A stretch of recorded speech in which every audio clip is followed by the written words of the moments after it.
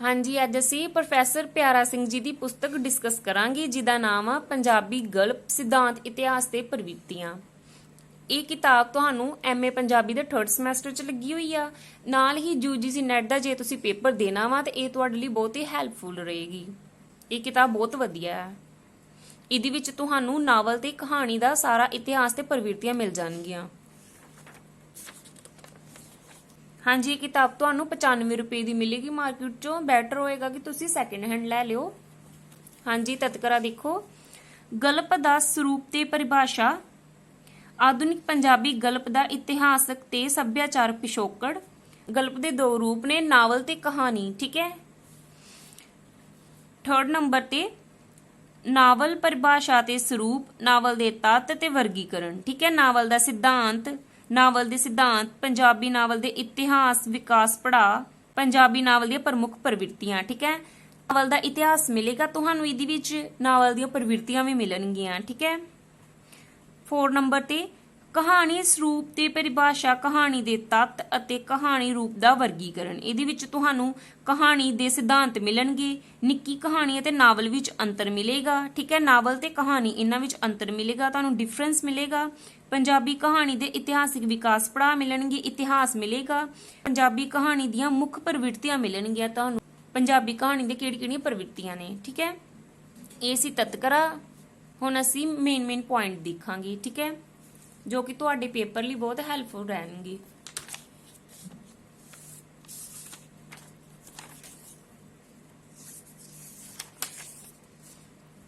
ਹਾਂਜੀ, ਆ ਦੇਖੋ। ਗਲਪ ਦੇ ਦੋ ਪ੍ਰਮੁੱਖ ਰੂਪ ਹਨ, ਨਾਵਲ ਤੇ ਕਹਾਣੀ। ਠੀਕ ਹੈ, ਯਾਦ ਕਰ ਲਿਓ। ਗਲਪ ਦੇ ਦੋ ਰੂਪ ਨੇ, ਨਾਵਲ ਤੇ ਕਹਾਣੀ। ਆਧੁਨਿਕ ਯੁੱਗ ਦੇ ਸਾਹਿਤ ਰੂਪਾਂ ਵਿੱਚੋਂ ਗਲਪ ਸਭ ਤੋਂ ਵੱਧ ਪ੍ਰਿਯ ਸਾਹਿਤ ਰੂਪ ਹੈ। ਠੀਕ ਹੈ। ਹਾਂਜੀ, ਆ ਦੇਖੋ। ਸਾਹਿਤ ਸ਼ਾਸਤਰੀਆਂ ਨੇ ਵਰਤਮਾਨ ਯੁੱਗ ਦੇ ਸਾਹਿਤ ਨੂੰ 3 ਮੁੱਖ ਭਾਗਾਂ ਵਿੱਚ ਵੰਡਿਆ ਹੈ। ਕਿਹੜੀ ਭਾਗ ਆ? ਕਵਿਤਾ, ਨਾਵਲ ਤੇ ਨਾਟਕ। ਠੀਕ ਹੈ। ਇਹ ਵੀ ਇੰਪੋਰਟੈਂਟ ਪੁਆਇੰਟ ਹੈ ਤੁਹਾਡਾ। ਹਾਂਜੀ, ਅੱਗੇ ਦੇਖੋ। ਗਲਪ ਵਿਸ਼ਵ ਦੀ ਹਰ ਭਾਸ਼ਾ ਵਿੱਚ ਰਚਿਆ ਜਾਣ ਵਾਲਾ ਸਾਹਿਤ ਰੂਪ ਹੈ। ਇਸ ਦੀ ਉਪਜ ਸਭ ਤੋਂ ਪਹਿਲਾਂ ਯੂਰਪ ਦੀਆਂ ਭਾਸ਼ਾਵਾਂ ਵਿੱਚ ਹੋਈ। ਠੀਕ ਹੈ। ਸਭ ਤੋਂ ਪਹਿਲੇ ਕਿੱਥੇ ਹੋਈ ਇਹਦੀ ਉਪਜ? ਯੂਰਪ ਦੀਆਂ ਭਾਸ਼ਾਵਾਂ ਵਿੱਚ ਹੋਈ ਸੀ।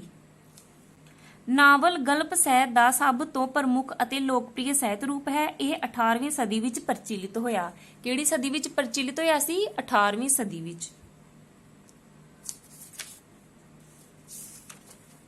ਹਾਂਜੀ, ਤੁਹਾਨੂੰ ਅੱਗੇ ਮਿਲੇਗਾ ਗਲਪ ਸੰਰਚਨਾ ਦੇ ਤੱਤ। ਪ੍ਰੋਫੈਸਰ ਨਰਿੰਜਨ ਸਿੰਘ ਤਸਨੀਮ ਦੀ ਪੁਸਤਕ ਦਾ ਕੀ ਨਾਮ ਆ? ਪੰਜਾਬੀ ਨਾਵਲ ਦਾ ਮੁਹਾਂਦਰਾ। ਬੁੱਕ ਨਾਲ ਰਿਲੇਟਡ ਬਹੁਤ ਸਾਰੇ ਕੁਐਸਚਨ ਪੇਪਰ ਚ ਆਉਂਦੇ ਨੇ। ਤੁਸੀਂ ਰਾਈਟਰ ਤੇ ਉਹਨਾਂ ਦੀਆਂ ਬੁੱਕਸ ਨੂੰ ਯੂਜ਼ ਯਾਦ ਕਰ ਲਿਓ। ਆ ਦੇਖੋ।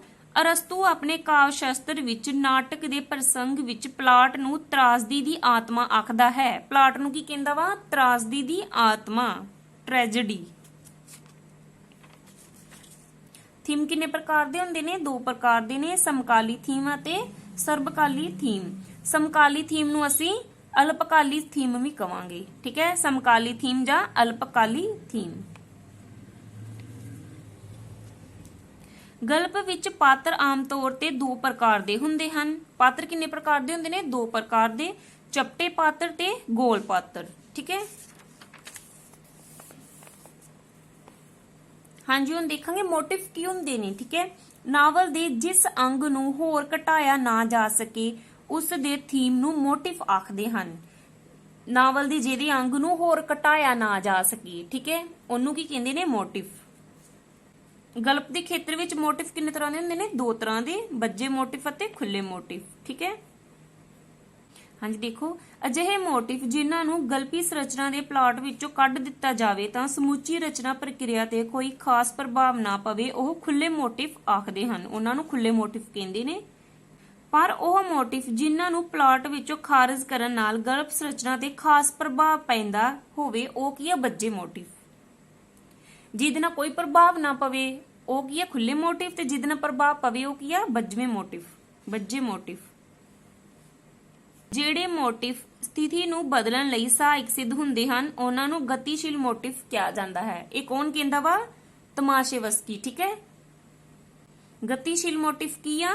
ਜਿਹੜੇ ਮੋਟਿਵ ਸਥਿਤੀ ਨੂੰ ਬਦਲਣ ਲਈ ਸਹਾਇਕ ਸਿੱਧ ਹੁੰਦੇ ਹਨ ਉਹ ਕੀ ਹੈ? ਗਤੀਸ਼ੀਲ ਮੋਟਿਵ।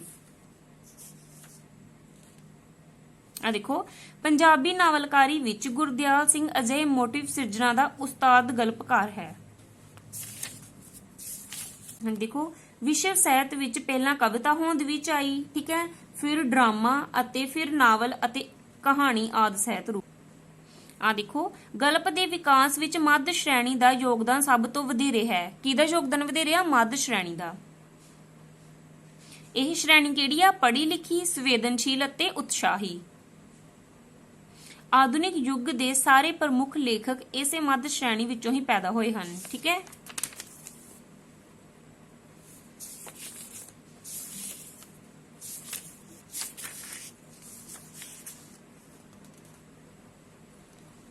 ਦੇਖੋ, ਭੀਸ਼ਮ ਸਾਹਨੀ ਦਾ ਨਾਵਲ ਕਿਹੜਾ ਵਾ? ਤਮਸ਼, ਠੀਕ ਹੈ। ਇਵੇਂ ਰਾਈਟਰ ਤੇ ਉਹਨਾਂ ਦੀਆਂ ਰਚਨਾਵਾਂ ਪੁੱਛ ਲੈਂਦੇ ਨੇ ਪੇਪਰ 'ਚ, ਤੁਸੀਂ ਸਾਰੀਆਂ ਯਾਦ ਕਰਨੀਆਂ ਹੈ। ਨਾਵਲ ਨੂੰ ਹਿੰਦੀ 'ਚ ਕੀ ਕਹਿੰਦੇ ਨੇ? ਉਪਨਿਆਸ। ਆ ਦੇਖੋ, ਭਾਰਤੀ ਵਿਦਵਾਨ ਉਪਨਿਆਸ ਸ਼ਬਦ ਦਾ ਆਰੰਭ ਸੰਸਕ੍ਰਿਤ ਤੋਂ ਹੋਇਆ ਮੰਨਦੇ ਹਨ। ਕਿੱਥੋਂ ਮੰਨਦੇ ਨੇ? ਸੰਸਕ੍ਰਿਤ ਤੋਂ ਹੋਇਆ ਮੰਨਦੇ ਨੇ। ਨਾਵਲ ਨੂੰ ਪੂੰਜੀਵਾਦੀ ਯੁੱਗ ਦਾ ਮਹਾਕਾਵਿ ਕਿਸਨੇ ਕਿਹਾ ਵਾ? ਰੈਲਫ ਫਾਕਸ ਨੇ ਕਿਹਾ ਹੈ, ਠੀਕ ਹੈ। ਇਹ ਕੋਟੇਸ਼ਨ ਪਾ ਕੇ ਤੇ ਪੁੱਛ ਲੈਂਦੇ ਆ ਕਿ ਇਹ ਕੋਟੇਸ਼ਨ ਕਿਹਦੀ ਆ, ਇਹ ਡੈਫੀਨੇਸ਼ਨ ਕਿਹਦੀ ਆ, ਤੁਸੀਂ ਦੱਸੋਗੇ ਰੈਲਫ ਫਾਕਸ ਦੀ। ਡਾਕਟਰ ਸਵਿੰਦਰ ਸਿੰਘ ਉੱਪਲ ਪੰਜਾਬੀ ਨਾਵਲ ਦੀਆਂ ਕਿੰਨੀਆਂ ਵਿਸ਼ੇਸ਼ਤਾਵਾਂ ਦੱਸਦੇ ਨੇ? 5। ਜੀਵਨ, ਫਲਸਫਾ, ਪਾਤਰ, ਗੋਂਦ, ਵਾਤਾਵਰਣ ਅਤੇ ਵਾਰਤਾਲਾਪ, ਠੀਕ ਹੈ।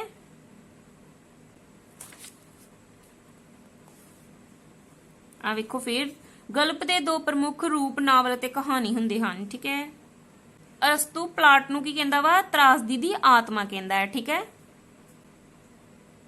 ਅਰਸਤੂ ਨੇ ਪਲਾਟ ਨੂੰ ਕਿੰਨੇ ਭਾਗਾਂ ਵਿੱਚ ਵੰਡਿਆ ਵਾ? 2 ਭਾਗਾਂ ਵਿੱਚ ਵੰਡਿਆ ਵਾ, ਇਕਹਿਰਾ ਪਲਾਟ ਤੇ ਗੁੰਝਲਦਾਰ ਪਲਾਟ, ਠੀਕ ਹੈ। ਇਕਹਿਰਾ ਪਲਾਟ ਅਤੇ ਗੁੰਝਲਦਾਰ ਪਲਾਟ।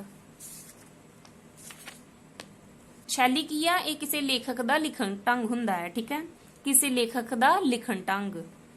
ਸਟਾਈਲ ਇਜ਼ ਏ ਮੈਨ, ਸ਼ੈਲੀ ਹੀ ਮਨੁੱਖ ਹੈ। ਸ਼ੈਲੀ ਕਿਹੜੀ ਤਰ੍ਹਾਂ ਦੀ ਹੁੰਦੀ ਆ? ਵਰਣਾਤਮਕ ਸ਼ੈਲੀ, ਆਤਮ ਕਥਾਤਮਕ ਸ਼ੈਲੀ, ਪੱਤਰ ਸ਼ੈਲੀ, ਡਾਇਰੀ ਸ਼ੈਲੀ, ਸਵਾਂਤ ਸ਼ੈਲੀ, ਨਾਟਕੀ ਸ਼ੈਲੀ, ਕਾਵਿਕ ਸ਼ੈਲੀ, ਲੋਕ ਕਥਾਤਮਕ ਸ਼ੈਲੀ ਤੇ ਆਂਚਲਿਕ ਸ਼ੈਲੀ ਅਤੇ ਮਨੋਵਿਸ਼ਲੇਸ਼ਣਾਤਮਕ ਸ਼ੈਲੀ, ਠੀਕ ਹੈ। ਇੱਥੇ ਵੀ ਅਸੀਂ ਇੱਕ ਅਲੱਗ ਵੀਡੀਓ ਬਣਾਵਾਂਗੇ।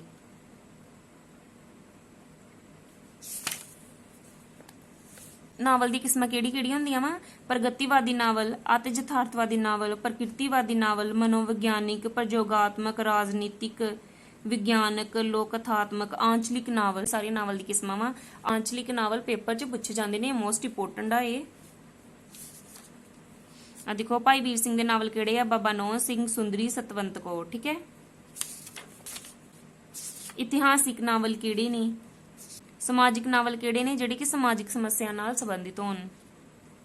ਆ ਦੇਖੋ, ਮੁੰਸ਼ੀ ਪ੍ਰੇਮ ਚੰਦ ਹਿੰਦੀ ਵਿੱਚ ਅਤੇ ਨਾਨਕ ਸਿੰਘ ਪੰਜਾਬੀ ਵਿੱਚ ਸਮਾਜਿਕ ਨਾਵਲ ਰਚਨਾ ਦੇ ਸਿਰਮੌਰ ਨਾਵਲਕਾਰ ਹਨ। ਹਿੰਦੀ ਵਿੱਚ ਕੌਣ ਆ? ਮੁੰਸ਼ੀ ਪ੍ਰੇਮ ਚੰਦ ਤੇ ਪੰਜਾਬੀ ਵਿੱਚ ਨਾਨਕ ਸਿੰਘ।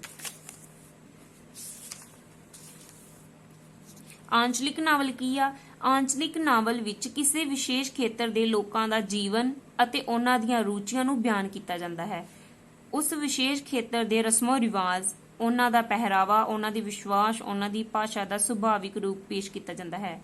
ਮੰਨ ਲਓ ਕੋਈ ਵੀ ਖੇਤਰ ਆ, ਮਾਲਵਾ ਮੰਨ ਲਓ, ਉੱਥੋਂ ਦੇ ਰਸਮੋ ਰਿਵਾਜ, ਉਹਨਾਂ ਦਾ ਪਹਿਰਾਵਾ, ਉਹਨਾਂ ਦੇ ਵਿਸ਼ਵਾਸ, ਉਹਨਾਂ ਦੀ ਭਾਸ਼ਾ, ਠੀਕ ਹੈ, ਉਹਨਾਂ ਦੀਆਂ ਰੁਚੀਆਂ ਹੀ ਬਿਆਨ ਕਰਨੀਆਂ, ਮਾਲਵੀ ਖੇਤਰ ਦੀਆਂ ਬਿਆਨ ਕਰਨੀਆਂ, ਉਹ ਕੀ ਆ? ਆਂਚਲਿਕ ਨਾਵਲ ਆ। ਅਸੀਂ ਮੰਨ ਲਓ ਮਾਝੇ ਦੀ ਹੀ ਸਾਰੇ ਰੀਤੀ ਰਿਵਾਜ ਪੇਸ਼ ਕਰਨੇ, ਉਹਨਾਂ ਦੀ ਭਾਸ਼ਾ, ਉਹਨਾਂ ਦੀ ਰੀਤੀ ਰਿਵਾਜ, ਪਹਿਰਾਵਾ, ਉਹ ਕੀ ਆ? ਆਂਚਲਿਕ ਨਾਵਲ ਬਣ ਜਾਂਦਾ ਵਾ। ਤੇ ਪਰਟੀਕੂਲਰ ਖੇਤਰ ਨੂੰ ਲੈ ਕੇ ਰਚੇ ਜਾਂਦੇ ਨੇ ਨਾਵਲ।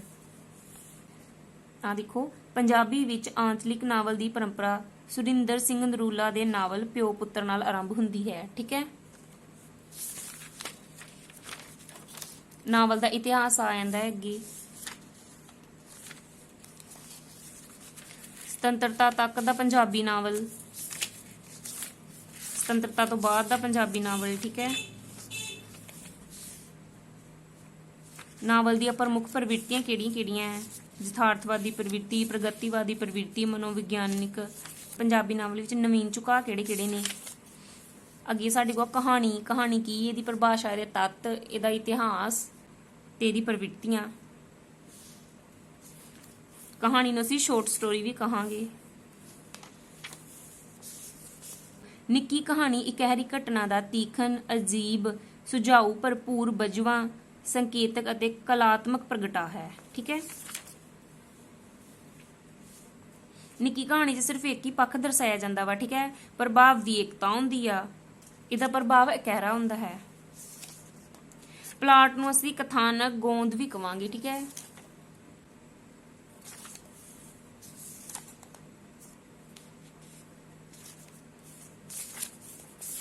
ਨਿੱਕੀ ਕਹਾਣੀ ਤੇ ਨਾਵਲ ਵਿੱਚ ਕੀ ਅੰਤਰ ਹੈ?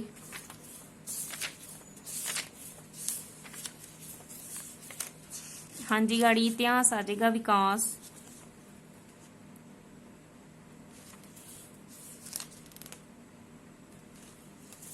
ਕਰਤਾਰ ਸਿੰਘ ਦੁੱਗਲ ਜੀ ਨੂੰ ਇੱਕ ਛਿੱਟ ਚਾਨਣ ਤੇ ਅਵਾਰਡ ਮਿਲਿਆ ਹੈ।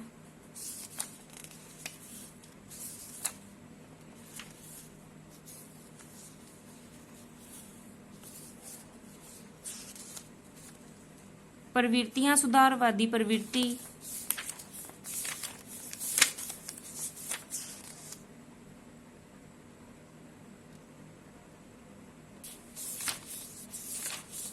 ਹਾਂਜੀ, ਇਹ ਸੀ ਸਾਡਾ ਅੱਜ ਦਾ ਟੌਪਿਕ, ਪੰਜਾਬੀ ਗਲਪ ਸਿਧਾਂਤ, ਇਤਿਹਾਸ ਤੇ ਪ੍ਰਵਿਰਤੀਆਂ। ਇਹ ਕਿਤਾਬ ਬਹੁਤ ਵਧੀਆ ਵਾ, ਜੋ ਕਿ ਪ੍ਰੋਫੈਸਰ ਪਿਆਰਾ ਸਿੰਘ ਜੀ ਨੇ ਲਿਖੀ ਆ। ਤੁਸੀਂ ਇਹ ਮਾਰਕੀਟ 'ਚੋਂ ਜ਼ਰੂਰ ਖਰੀਦ ਲਿਓ ਜੇ ਤੁਸੀਂ ਨੈਟ ਦਾ ਪੇਪਰ ਕਲੀਅਰ ਕਰਨਾ ਹੈ। ਤੇ ਜੇ ਤੁਹਾਨੂੰ ਸਾਡੀ ਵੀਡੀਓ ਪਸੰਦ ਆਈ ਆ, ਲਾਈਕ ਤੇ ਸ਼ੇਅਰ ਜ਼ਰੂਰ ਕਰਿਓ।